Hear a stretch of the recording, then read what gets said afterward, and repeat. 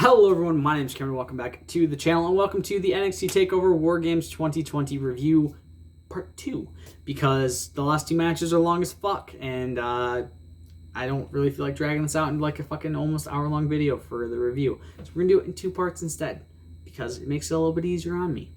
So the first match we have, and this is match number 4, the NXT North American Championship Triple Threat match. We have Leon Ruff, the champion, versus Damian Priest versus Johnny Gargano. Prediction was Priest for both Jesse and myself.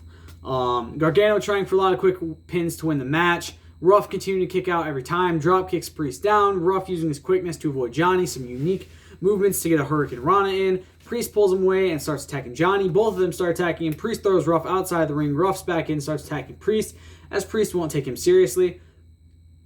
Gargano and Ruff double team Priest. Johnny hits a suicide dive to Priest. Ruff gets caught with a springboard spear as Johnny baits him. He's like, come on, come get him. And then he goes up, hits him with a springboard spear, gets a, I believe, 2 count off that. Priest and Gargano fighting outside. Vicious punches and a slam by Priest, sending Johnny face first in the barricade. He then sets up Ruff for a razor's edge into Johnny, into the barricade. Johnny moves. Priest sends Ruff through the barricade. Like, I'm not saying through the barricade. Like, he knocked the whole fucking thing over. And as he's back, as that happens, the people behind that barricade back away, and somebody else backs into one of the other barricades behind her and knocks it over. And like, you could tell it wasn't supposed to happen. So it was just really funny just to see her like, oh shit, I knocked that barricade over. Whoops. It's like, well, fuck, there was my job. Ref calls for medical attention. One of the people behind the barricade, like I said, accidentally backed up in another one and knocked it over. Russ taking it back. It's now just Priest and Gargano. Priest is in control over Johnny, trying to end the match. Johnny hits sliced bread for a 2 count. Priest is in control again. Both men down on the ground after some tough shots, though. Ruff is back, steps off of Priest's back, taking down Johnny with a diving clothesline. He's in fast control of the match now. Diving front flip down to Priest and Gargano outside. Gargano reverses sliced bread. Diving cutter off of the turnbuckle for a 2 on Johnny. Gargano slams him down off the top turnbuckle. Ruff jumps over Priest. Big boot takes him down though. Gargano's caught, hits a flatliner on both of them. Priest hit a flatliner on both of them. Broken arrow on Ruff onto Gargano. Razor's edge is reversed. Gargano sends Priest into the corner. Lawn dart to Ruff, who hits Priest as he does. So the lawn dart is a move where Johnny holds them over and tosses them into the turnbuckle while ducking under. Priest's hand right in Priest's face, Ruff's hand right in Priest's face as that happened. Gargano ties Priest up in the ropes of the right side ring. I will specify that real quick. The left side ring is the side closest to the entrance ramp. The right side ring is the side closest to the announcer's desk. So basically the way the hard cam is facing. So if you're watching it at home and you see the entrance ramp to your left, that is the hard cam. If you see the entrance cam to your, or the entrance ramp to your right, that is not the hard cam. The hard cam is the one that's straight shot down the center of the ring. Normally, in this case, it's the center of the rings, but normally the hard cam is the center shot. So kind of like what you guys are seeing right now, that's the hard cam. It's very confusing, but basically that's the way it is. Where was I at? Crucifix bomb to Gargano for a 2 count. Priest is still tied up. Frog splash misses as Gargano rolls away. Gargano's escape is in front of Priest. He gets out using his legs. Big kick to Gargano to break it up. Spinning heel kick off the top of Johnny. Ruff dodges the attack in the corner. Gets thrown into a soup kick by Johnny. Priest caught into the chokeslam out of the one final beat. Or Johnny's caught into the out of the 1-5. I don't know. I confused myself a bit there apparently. Ghostface person shows up. 2 more then show up. The 3 of them start beating down Priest. He fights back. Then 3 more show up. Priest takes them down with a suicide dive, and then the other 3 with a suicide dive. Gargano, and that one was over the turnbuckle, by the way.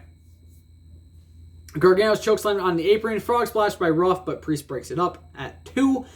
Priest grabs Ruff but Ruff fights back. Big discus knee strike takes Ruff down. Reckoning is reversed. Super kick, spinning kick, a second. Another ghost face. So this is the 7th one that's shown up tonight. Hits Priest with a lead pipe. Ruff rolls Johnny up, but he gets out of it. Super kick, 1 final beat. Gargano wins 2-2 on predictions. 15 out of 10. That was extremely complicated and weird. Yeah. It was very confusing. got a little confused near the end there because there was a lot of ghost faces running around. But Johnny has now become the first ever and only 3-time NXT North American champion. So not only is he the first ever and only 2-time NXT North American champion, he's now the first ever and only 3-time NXT North American champion, at least as of right now. He also had to get stitches. As far as I can tell, it was on his lip because his lip did get bust open at one point in the match. So as far as I can tell, he had to get stitches into his lip. Other than that, don't really know where else it would have been. A great match, lots of false finishes, and had a good ending to it. And then up on the entrance ramp, the ghost faces with Johnny unmasks, and very predictably, it was Austin Theory.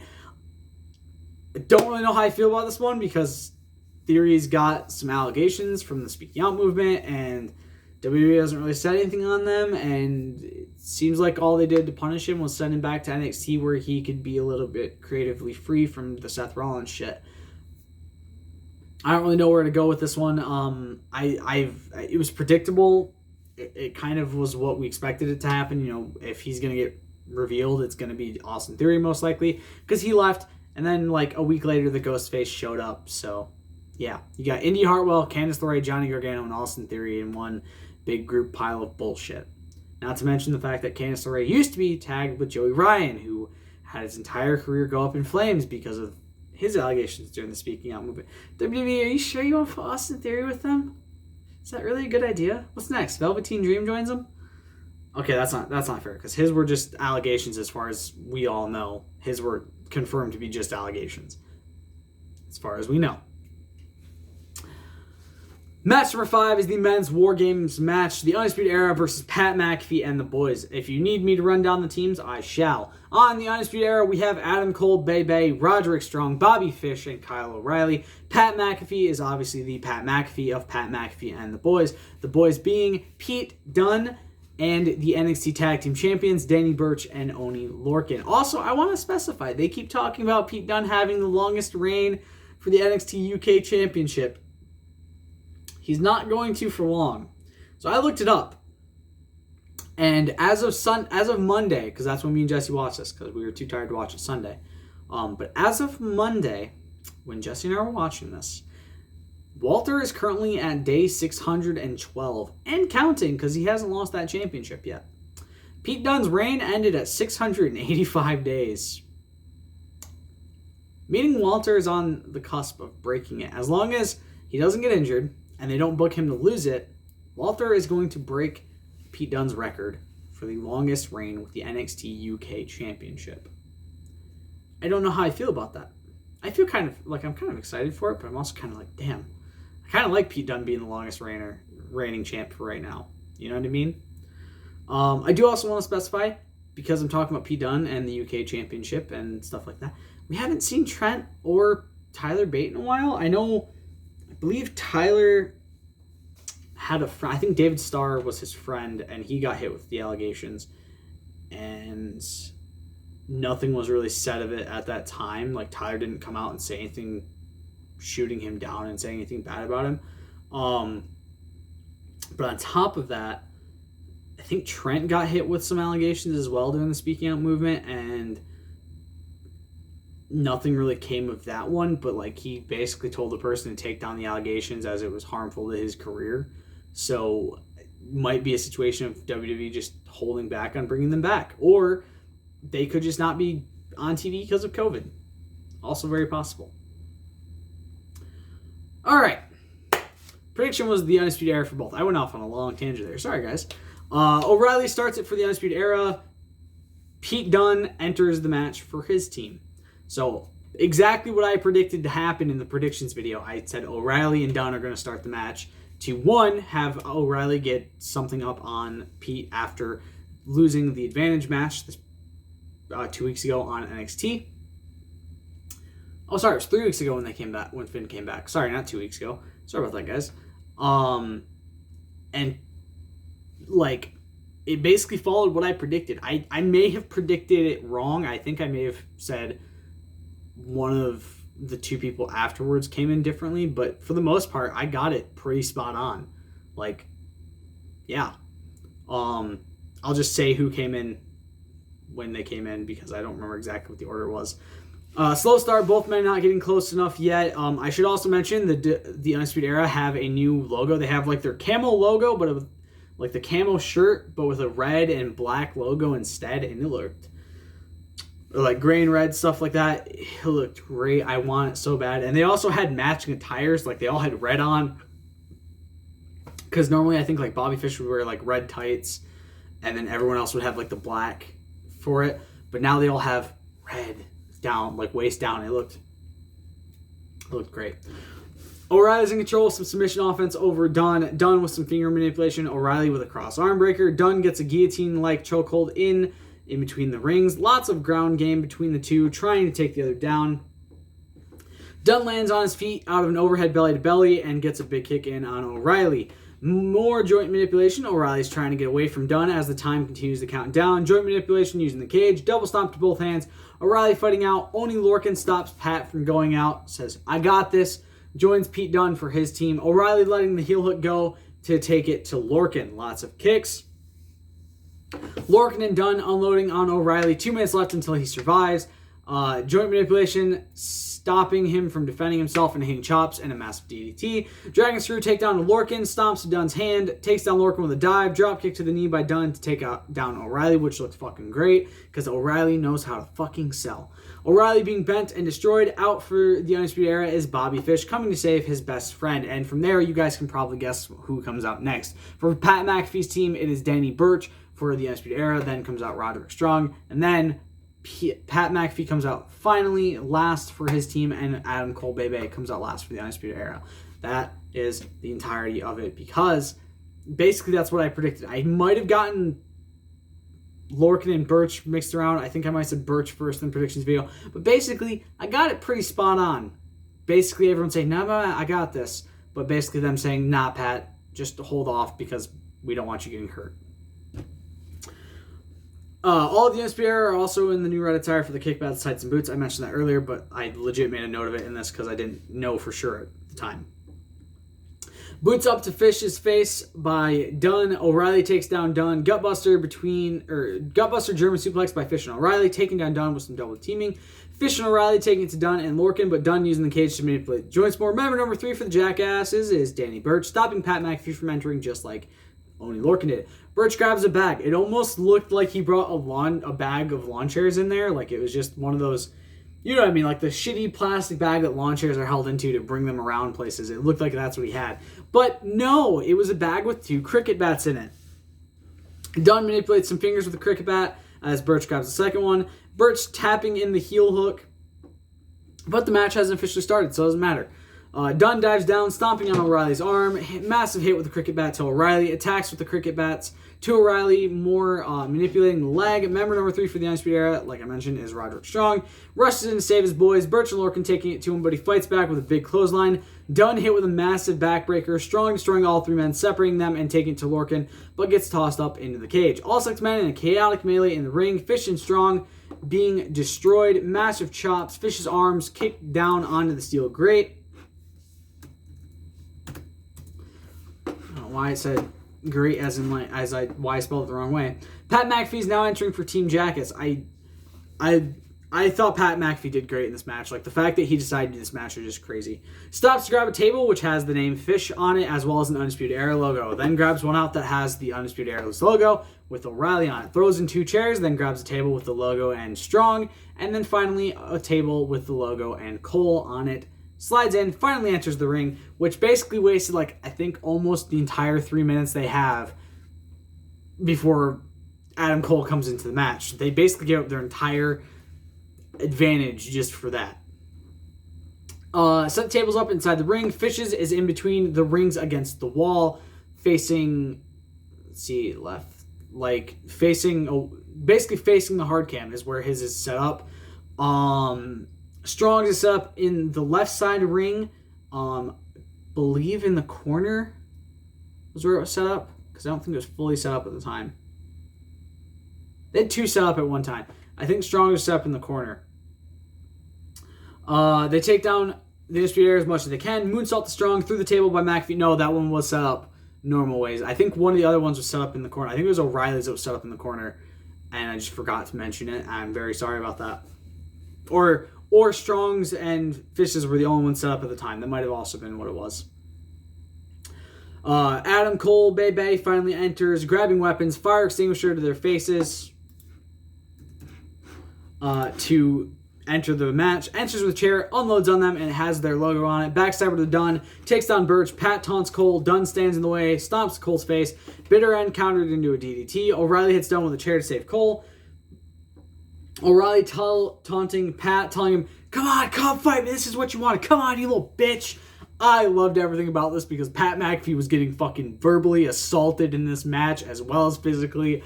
I love Pat McAfee outside the ring. I think he's a great guy. He seems like he's really nice in public and in real life. But God, his character in WWE makes me want to beat the living fuck out of him, man. Cole gets McAfee with a chair because O'Reilly has a chair. And he's like, put the chair in. He's like, all right, fine. There you go. Come on over. And then out of nowhere, boom, chair shot by Adam Cole to the back. It was chef's kiss. McAfee and O'Reilly, Dunn, and Cole, Strong, and it was an absolute brawl at this point. It was McAfee and O'Reilly paired off, Dunn and Cole, Strong and Birch, and then Lorcan and Fish.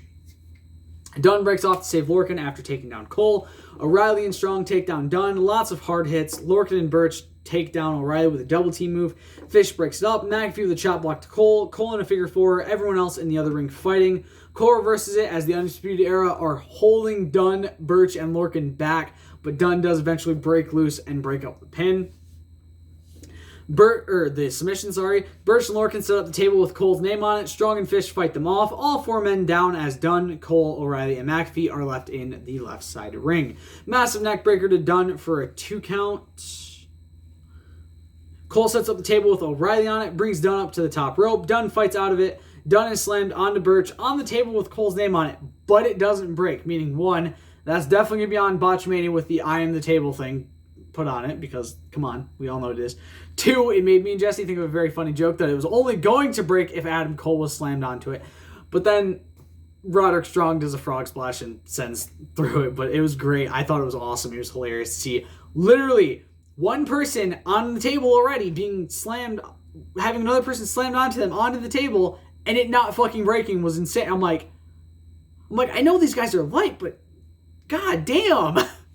Because most of the people in this match, if not all of them, are either a cruiserweight or a light heavyweight, meaning they're somewhere around the 205 area or lower. So it's like, dude, holy fuck. McAfee is shoved down through the O'Reilly table. He braced, and when I say braced, he went and stopped, and just, that was it. He just didn't move after like going into like a kind of turtle on the back position is the best way I can describe it. Now, if you guys have ever heard anything insider information from, you know, wrestling knowledge type shit, they always tell you don't brace when going through a table because it's going to make it hurt a shit ton worse, because you're basically what happens, and this is the same thing when taking a chop, is you don't want to brace for it and flex out. You want to just be relaxed, because if you brace, it's going to hurt worse. And as someone who's taken chops from someone a bit bigger than me, I can confirm if you brace, it's going to hurt a lot fucking worse. And tables are the exact same way. If you brace while you go through a table, it's going to end up hurting worse because you're rigiding your back. You're making your back very flat when you brace, and you're getting it into a very awkward position. It's very spasm-inducing and very easy to pull something in that situation. Your best bet is be relaxed as you can be. I get it was his first table spot, but you have to be as relaxed as possible when going through this. Because if you're not, you're going to end up hurting yourself a lot worse than you possibly could. It's kind of the same thing they say when taking a Styles Clash. Do not tuck your neck, because if you do, you're going to fucking potentially kill yourself. So yeah, he's probably in a fuck ton of pain right now, which honestly I kind of enjoy. Team Jackass minus Pat is stuck between the ropes, and Cage, Dunn, Lorcan, and Birch all taken down between them. It was great to see them all get their asses beat. McAfee tries to make an excuse that his back is hurting too much. He's like, guys, I can't.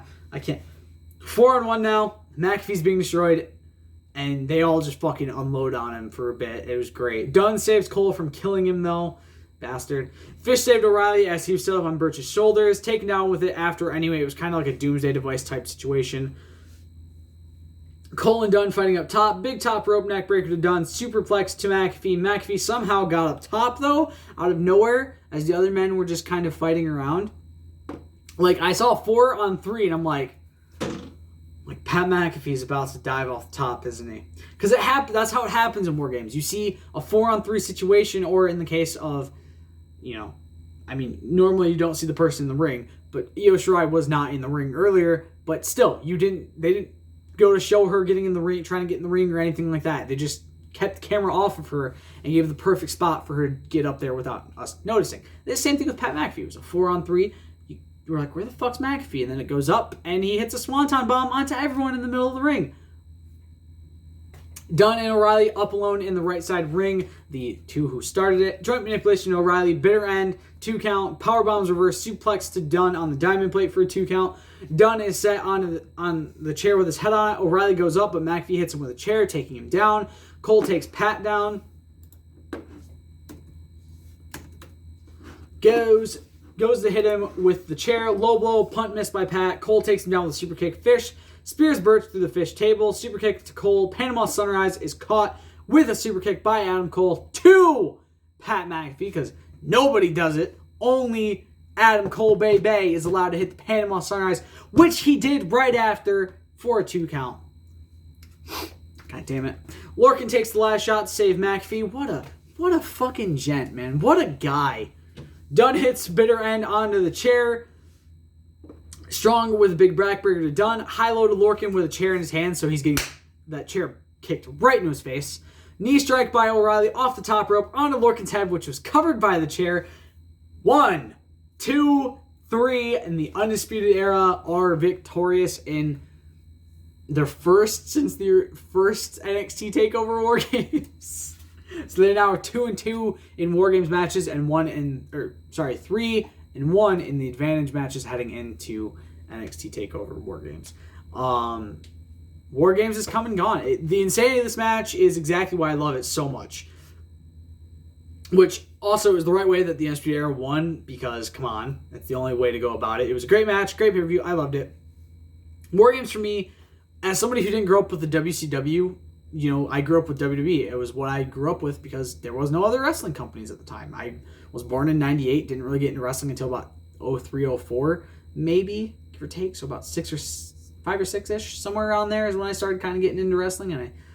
So I never really got to watch the original WCW War Games and see that classic stuff, although I've heard it's great, and I really do want to go back and watch some of the original War Games matches when WCW was still good, so I can kind of get an idea of okay, well, how does this differ from what is currently going? Besides chair shots to the head, that's the obvious one. Chair shots to the head is probably the obvious. But yeah, as a whole, I give the pay-per-view a 5-star rating. Best match of the night for me goes to the men's War Games match, with a very, very close second being the women's. None of the matches were really that bad to me. I think NXT consistently puts on really good matches. They don't really drag feuds out unless they need to. And yeah, it was great. I do also want to say that, yes, the women's War Games match probably would have been up there, and it probably would have been a tie between the two rather than a first and second situation. But again, the rushed finish and Candice LeRae getting hurt kind of soured that match for me a little bit, because I already knew she was going to get hurt at some point in the match beforehand, because I did kind of get that spoiled for me a little bit. Did say Candice got injured and that Johnny had to get stitches sometime before I watched War Games. I saw that. Didn't look too much into it because I didn't want it to get ruined completely for me and have any spoilers. But yeah. I do also want to say props to everyone that was in the more chaotic matches, the men's and women's War Games matches, because those matches put a fucking toll on you. And Candice, get well soon, because you put a lot on the line, and like I said, they put a toll, and she ended up paying for it. She did pay that toll, and she got injured, and hopefully she's okay, and she's not gonna be gone for too long, and the injury is not as bad as it could be. But again, sometimes these things happen, especially in matches that are crazy and chaotic and painful and full of weapons like War Games. So hopefully Candice is okay and she's not gone for very long, because yeah, it'd be weird to not have her on TV for a bit. So get well soon, Candice. Hope you guys enjoyed this review video. Hope you guys enjoyed the part 1. I will see you all in the next one. Stay golden. Peace.